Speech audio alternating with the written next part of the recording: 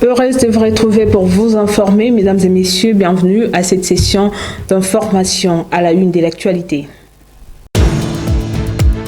72 heures et les délais accordés aux responsables des communes pour présenter un plan opérationnel de gestion des déchets, l'ultimatum est du gouverneur de la ville de Kinshasa, Daniel Bumba.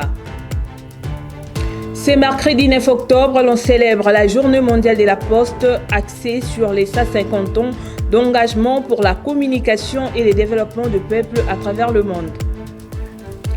Éliminatoire CAN Maroc 2025, le léopard de la République démocratique du Congo croise les Taifa Stars de la Tanzanie. C'est jeudi 10 octobre à Kinshasa. Dans l'entretemps, Sébastien Desabre reste confiant à ses poulains pour obtenir un bon résultat lors de cette rencontre.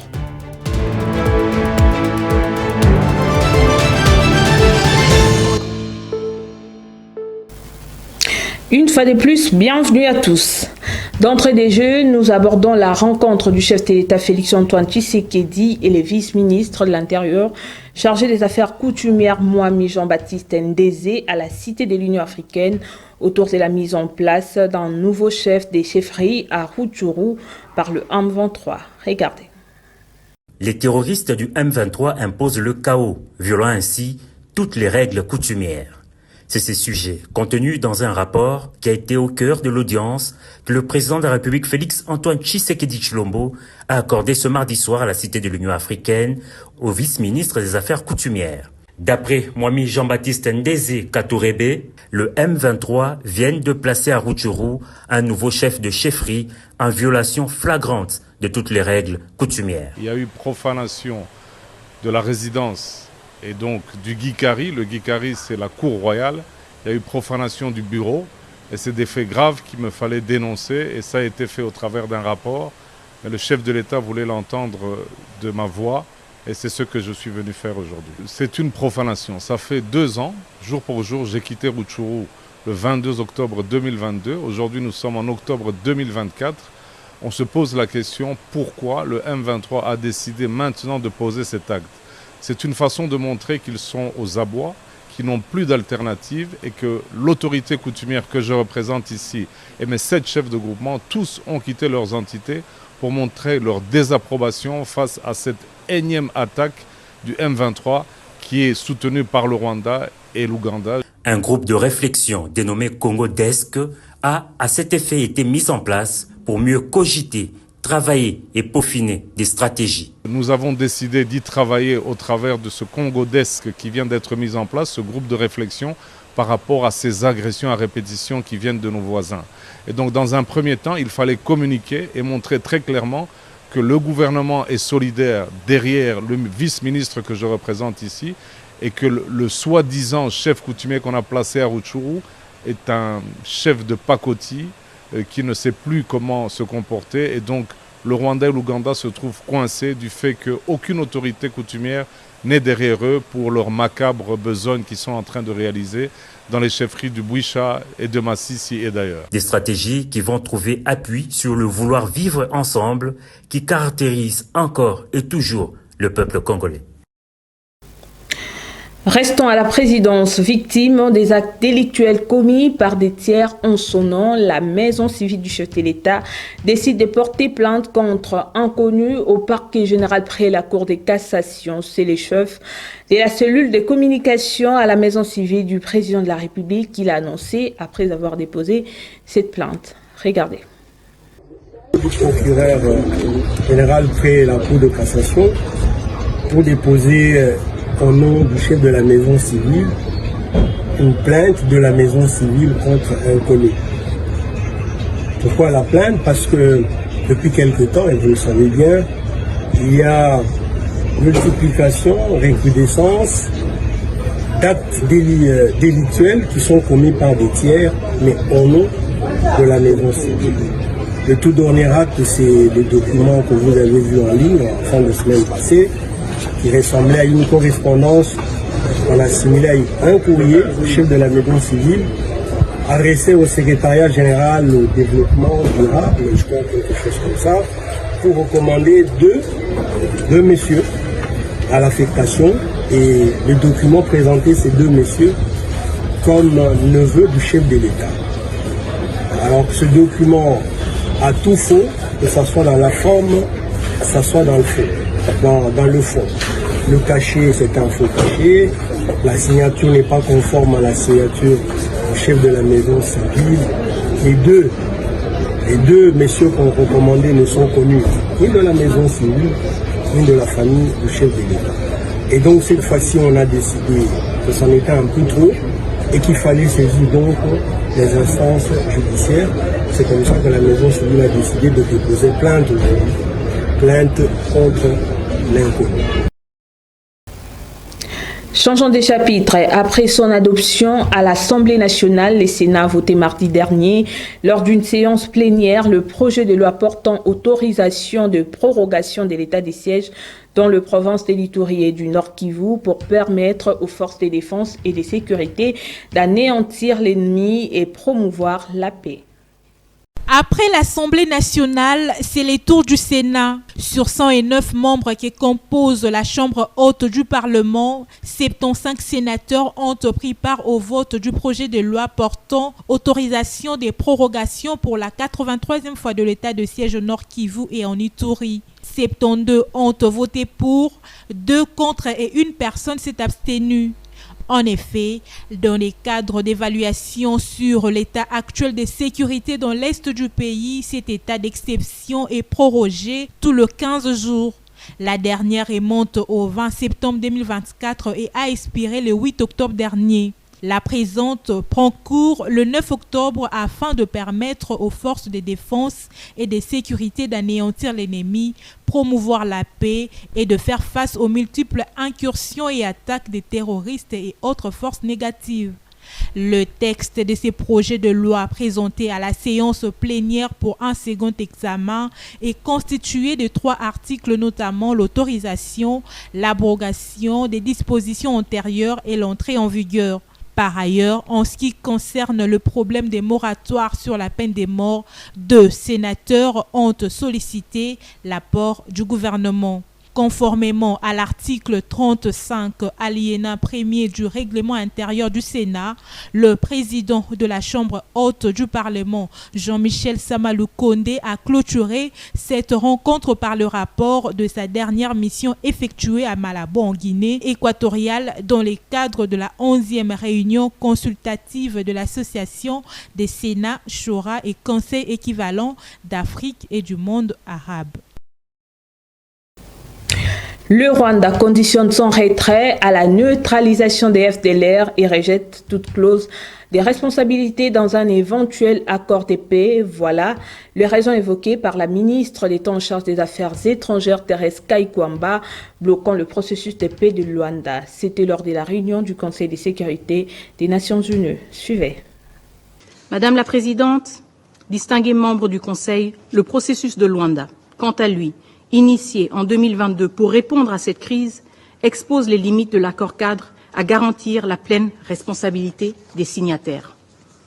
Nous avons délibérément évité de divulguer dans l'espace public et les médias les détails du processus de Luanda, par respect pour le médiateur et les vies humaines en jeu afin de garantir la sérénité des négociations. Cependant, il est désormais évident que face à l'urgence de la situation, il est de notre devoir de clarifier devant ce Conseil les véritables obstacles qui freinent ce processus et l'adoption du projet d'accord proposé par la médiation angolaise. Premièrement, le plan harmonisé pour la neutralisation des FDLR et le désengagement des forces. Ce plan repose sur 2 volets, l'un pour la neutralisation des FDLR et l'autre pour le retrait des forces rwandaises. Dès avril 2024, la République démocratique du Congo a élaboré son plan de neutralisation des FDLR, avec précision et incluant une évaluation complète de la menace, des opérations militaires et un suivi rigoureux des résultats. En revanche, la contribution du Rwanda sur le retrait des forces se résume à une simple promesse de retrait sans garantie ni détails concrets, créant un déséquilibre qui compromet l'application cohérente du plan. Pire encore, le Rwanda conditionne son retrait à la neutralisation des FDLR, un chantage qui viole les principes fondamentaux du droit international. Pour que ce processus ait du sens, il est impératif que les 2 volets soient mis en œuvre de manière concomitante. Seule une simultanéité peut assurer la crédibilité et l'efficacité d'un plan qui aspire à restaurer la paix dans la région. La situation semble être tendue dans la ville de Goma alors que des recherches se poursuivent pour tenter de trouver des centaines de disparus lors du naufrage du jeudi 3 octobre dernier. Le famille des victimes réclame le corps de leurs frères, mais jusque-là, 33 corps sans vie ont été découverts après cette tragédie sur le lac Kivu à Kitutu. Corinne Kadolo pour les détails. Après le naufrage du baleinière MD au nord Kivu dans la ville de Goma, sur le lac Kivu, près du port Kitutu, le jeudi 3 octobre dernier, les familles des victimes se sont impatientées et réclament le corps de leurs morts. En effet, ce mercredi 7 octobre, dans la ville de Goma, la population en désespoir et impatiente exige du gouvernement à manifester plus de volonté et l'engagement afin de retrouver le corps de disparus. Cependant, des recherches se poursuivent sur le lac Kivu afin de tenter de retrouver des centaines de corps disparus lors de ce 10 naufrages. On y voit sur le port de Kitutu à Goma des équipes de la Croix-Rouge qui sont visibles sur les lieux où se produit la tragédie. Selon les sources trouvées sur place, les plongeurs annoncés par les autorités ont fait un essai sans résultat. Par ailleurs, des centaines de personnes s'entassent avec angoisse dans l'espace et aussi au port Kitutu, les yeux rivés vers les lacs en regardant les équipes de la Croix-Rouge et de la police faire la ronde, essayant de trouver d'autres corps. Signalant qu'à la suite de cette situation, la cérémonie pour l'inhumation de la trentaine des corps déjà repêchés dans des eaux du lac est perturbée à Goma, causée par des manifestations de membres dont le corps n'ont pas été encore retrouvés. Ces derniers s'opposent à cette inhumation prévue pour ce mercredi 9 octobre par les autorités pour les 34 corps déjà tirés des eaux.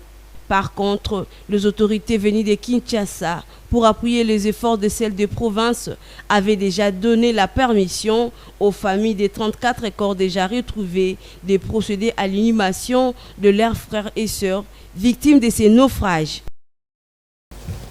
Tout à fait autre chose dans ce journal. C'est mercredi 9 octobre. Le monde entier célèbre la journée mondiale de la Poste. Elle est placée sous le thème 50 ans d'engagement pour la communication et le développement de peuples à travers le monde.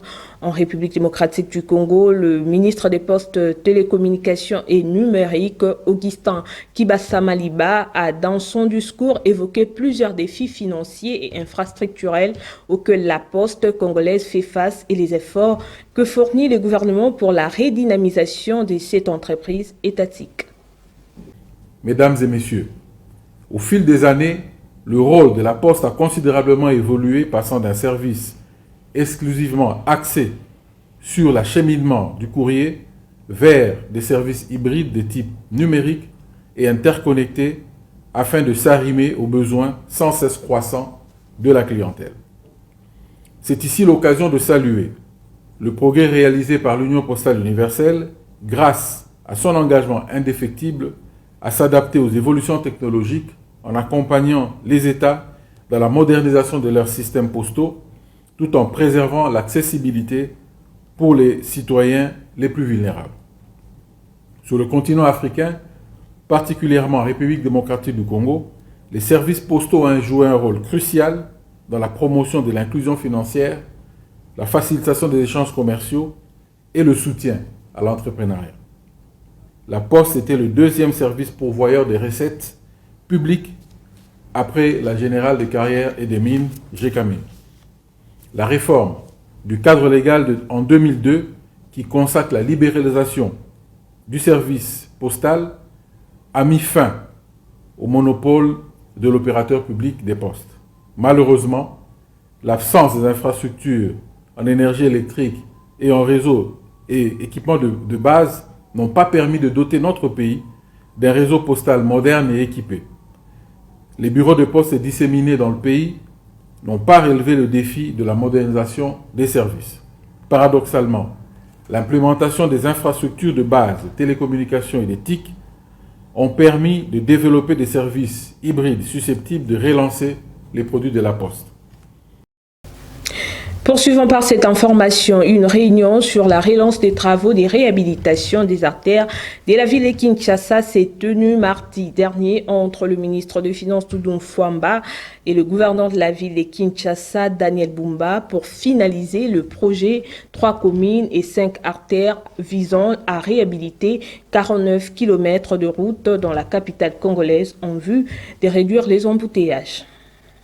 Bon, il était question d'harmoniser sur la problématique de la voirie de la ville de Kinshasa. Vous savez que la voirie de la ville de Kinshasa est très importante pour le fonctionnement de cette ville parce que ça résout le problème d'embouteillage, ça résout divers problèmes et touchant la productivité et l'économie de cette ville. Alors, le gouvernement, ça n'est pas mis à l'écart par rapport à cette problématique sur instruction justement du président de la République.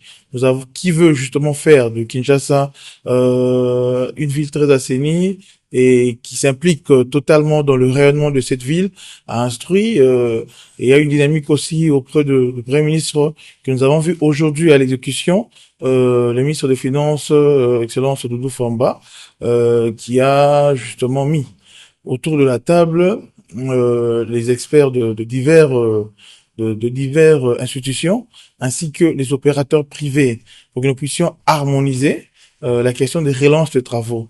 Et il s'agissait de projets de 3 communes, projets de 3 artères qui fait au total 49 km où les travaux reprennent d'ici là pour donner justement cette voirie aux Kinoises et Kinoises en fait de vaquer à leurs occupations et résoudre la problématique des embouteillages. Et par ailleurs, le bourgmestre de toutes les 24 communes de la ville de Kinshasa ont seulement 72 heures pour présenter un plan opérationnel de gestion des déchets dans leurs entités respectives. L'ultimatum leur est lancé par le gouverneur de la ville de Kinshasa, Daniel Bumba. Selon l'exécutif provincial, le dit plan va s'inscrire dans les mesures déjà prises portant sur la création des décharges intermédiaires dans les juridictions communales ciblées. Kinshasa, ce plan présentera la création de des décharges intermédiaires dans différentes communes de la ville de Kinshasa.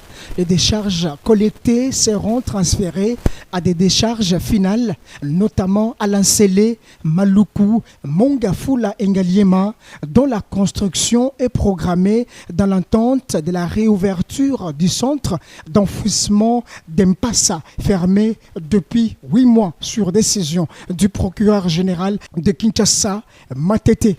Un autre point abordé au cours de cette même réunion avec les bourgmestres de la ville de Kinshasa, c'est l'insécurité et les nuisances sonores qui sont les deux fléaux majeurs. L'exécutif provincial a appelé l'engagement ferme de bourgmestres pour mettre en œuvre les directives pour le retour de la sécurité et la tranquillité pour les Kinoises et Kinois. Pour le patron de la ville de Kinshasa, il faut l'augmentation du nombre de patrouilles de police dans les zones à risque et le renforcement des capacités d'intervention de la police nationale congolaise. Pour terminer, Daniel Bumba a garanti au bourgmestre un accompagnement financier conséquent pour mener toutes ces actions à travers leurs entités respectives. Vous le savez certainement que le corps sans vie de la jeune étudiante congolaise de l'Université du Québec, disparue depuis le 2 octobre dernier, a été retrouvé mardi 8 octobre sur la rivière Saint-Maurice. À Kinshasa, la coordonnatrice du service spécialisé du chef de l'État en charge de la jeunesse, lutte contre les violences faites à la femme et la traite de personnes, Chantal Moulop, a exprimé sa consternation quant à ces et appelle la justice à faire son travail pour que les responsables de ces drames soient identifiés et punis. C'est avec une immense consternation et une profonde tristesse que j'annonce le décès tragique de Madame Alexandra Lubayi Diego. Alexandra était une jeune étudiante congolaise de 21 ans, portée disparue depuis le 2 octobre à Trois-Rivières au Québec, Canada. Elle a été retrouvée malheureusement sans vie une semaine après. Au nom de la coordination du service spécialisé du chef de l'État en charge de la jeunesse, lutte contre les violences faites à la femme et la traite des personnes, je présente mes sincères condoléances à la famille de la défunte. Il n'y a pas longtemps, hier, j'avais reçu Madame Diogo Rosemina, la maman d'Alexandre. C'était le lundi 7 octobre 2024, dans mon cabinet. Aujourd'hui, c'est avec un cœur de mère brisé que j'exprime mes plus sincères sentiments de tristesse à toute la famille endeuillée. J'appelle également à ce que la justice soit faite pour que les responsables de ce drame soient identifiés et punis conformément à la loi. Que l'âme de notre chère Alexandra repose en paix.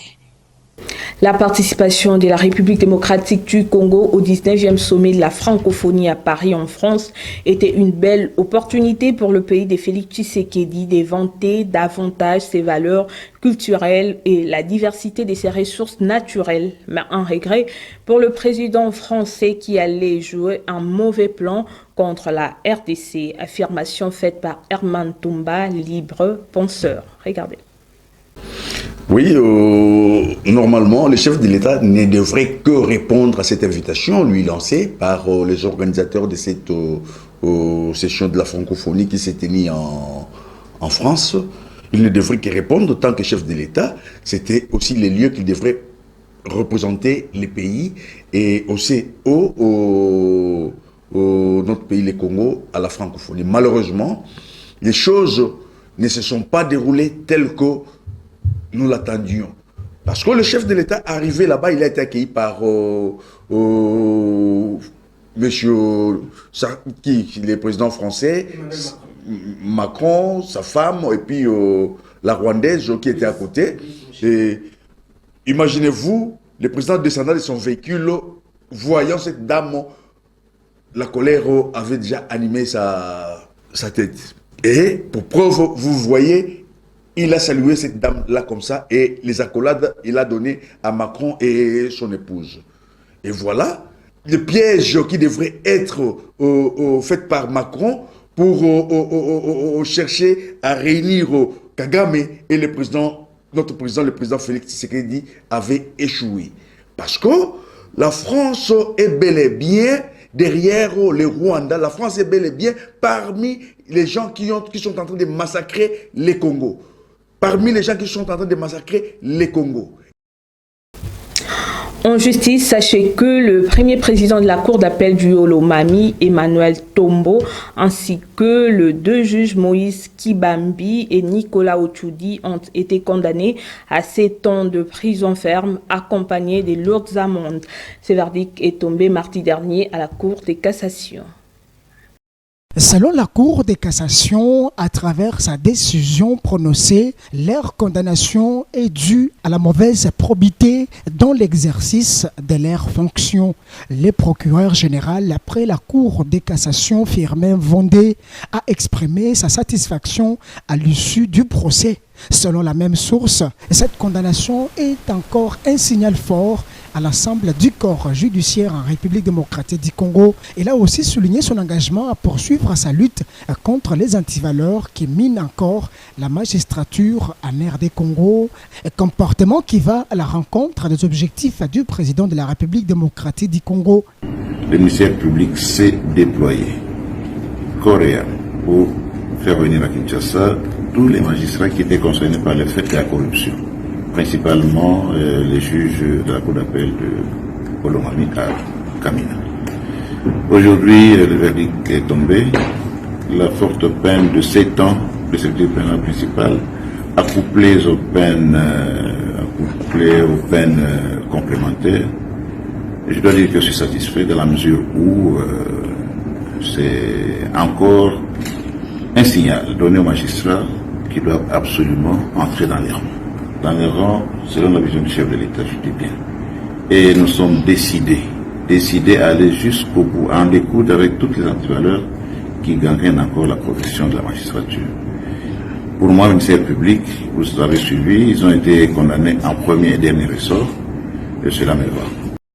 Quant au premier président de la Cour des cassations, Ndomba Kabeya, Elie Léon, lui a condamné fermement les pratiques de corruption au sein du système judiciaire congolais.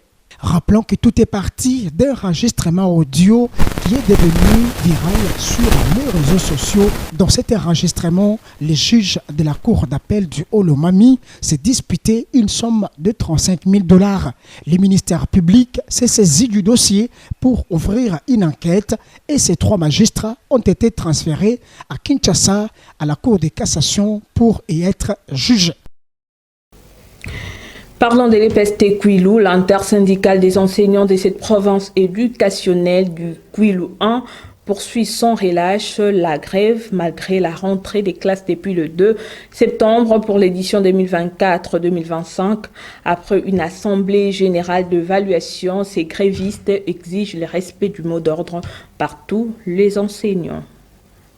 L'intersyndicale de la province éducationnelle Kwilu 1 a décidé de maintenir la grève qui a débuté depuis le 2 septembre dernier pour l'année scolaire 2024-2025.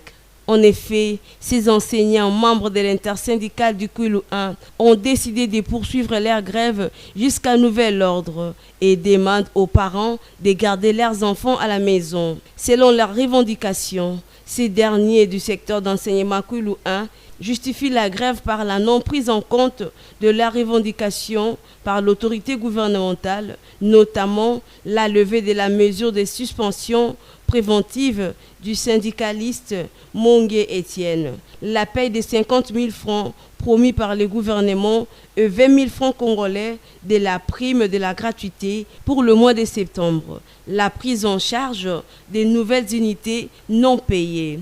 Notons que ces éducateurs de la province éducationnelle du Kwilu 1 se disent ouverts pour toute négociation avec les autorités sectorielles afin de trouver la voie de sortie à cette grève. Abordons les questions sportives pour parler de la CAN Maroc 2025. Les léopards de la République démocratique du Congo restent déterminés à garder la tête du groupe ce jeudi 10 octobre 2024 face au Taifa Stars de la Tanzanie en marge de la 3e journée de cette campagne. Notons que les 24 joueurs des léopards sont dans la tanière à l'exception de Shadrack Akolo blessé en club. Tandis que la sélection tanzanienne est arrivée dans la matinée de ce mercredi à Kinshasa. Espoir qui n'en vidé. C'est au petit matin de ce mercredi que la délégation des Taifa Stars de la Tanzanie est arrivée à Kinshasa dans le cadre du match de la 3e journée des éliminatoires de la Coupe d'Afrique des Nations Maroc 2025. L'affiche République démocratique du Congo-Tanzanie est attendue par de milliers de supporters pour vivre l'invincibilité des léopards face à la sélection nationale de la Tanzanie qui, lors des 6 dernières confrontations entre les deux nations, le note des victoires pour les Congolais, 3 matchs nuls et une victoire pour la Tanzanie, dont la dernière remonte en janvier de l'année en cours à la Coupe d'Afrique des Nations en Côte d'Ivoire, soldée sur une note vierge. En cas de victoire, c'est jeudi au stade de Martyrs de la Pentecôte, la Tanzanie deviendra leader du groupe H avec 7 points après avoir creusé l'avantage face à la Guinée à la 2e journée de ces éliminatoires par 2 buts contre 1 et le match nul contre le Soudan. Ahmed Morocco est confiant à ses joueurs et promet la défaite aux Léopards à Kinshasa. Le jeudi 10 octobre, la sélection nationale congolaise va recevoir l'équipe nationale de la Tanzanie sans certains de ses cadres, notamment Yohan Wissa, Axel Twanzebe et Shadrack Akolo, tous blessés en club.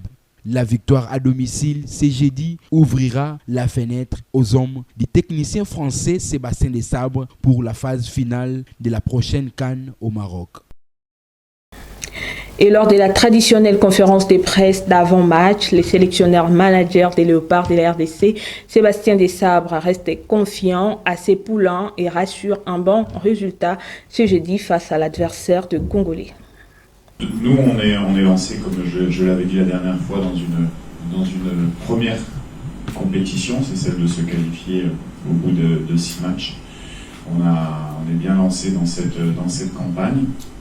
Mais on sait qu'il nous faudra un minimum de 10 voire 11 points pour se qualifier. On n'en a que 6 à l'heure actuelle, donc on prépare les matchs les uns après les autres pour être le plus performant possible et en tout cas on a de la confiance, c'est vrai. On joue à domicile avec des résultats qui sont bons à domicile. Maintenant, chaque match a sa vérité. Il faut être très, très vigilant. On connaît notre adversaire. On sait que c'est une équipe qui reste sur 5 matchs où elle n'a pas perdu. Elle prend très peu de buts. Elle s'est imposée en Guinée. C'est un bel adversaire. Donc, il nous faudra être bon demain pour remporter le match. Alors, tous les joueurs, comme je l'ai dit, sont importants. Après, je ne pense pas qu'on ait des joueurs qui soient vraiment indispensables dans l'équipe. On a la chance d'être assez homogène au niveau de la qualité à tous les postes et d'être doublé. L'absence d'un donnera la possibilité à un autre d'exprimer ses qualités et puis de montrer de quoi il est capable. Voilà, c'est vrai que aujourd'hui, on a Wissa qui est blessé et le deuxième joueur que vous cherchiez, c'est Accept Oazembe. Ce sont deux joueurs qui sont importants. On aurait préféré les avoir avec nous, bien sûr. Mais après, on a les solutions pour les remplacer. C'est déjà la fin de cette grande édition du journal. L'homme, avant de nous quitter, place au rappel des titres. 72 heures et les délais accordés aux responsables des communes pour présenter un plan opérationnel de gestion des déchets. L'ultimatum est du gouverneur de la ville de Kinshasa, Daniel Bumba. Ce mercredi 9 octobre, l'on célèbre la Journée mondiale de la Poste, axée sur les 150 ans d'engagement pour la communication et le développement du peuple à travers le monde. Éliminatoire CAN Maroc 2025, le léopard de la République démocratique du Congo croise les Taifa Stars de la Tanzanie. C'est jeudi 10 octobre à Kinshasa. Dans l'entretemps, Sébastien Desabre reste confiant à ses poulains pour obtenir un bon résultat lors de cette rencontre.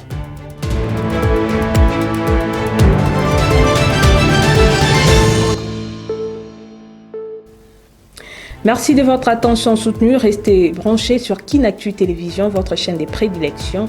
Je vous retrouve prochainement. Au revoir.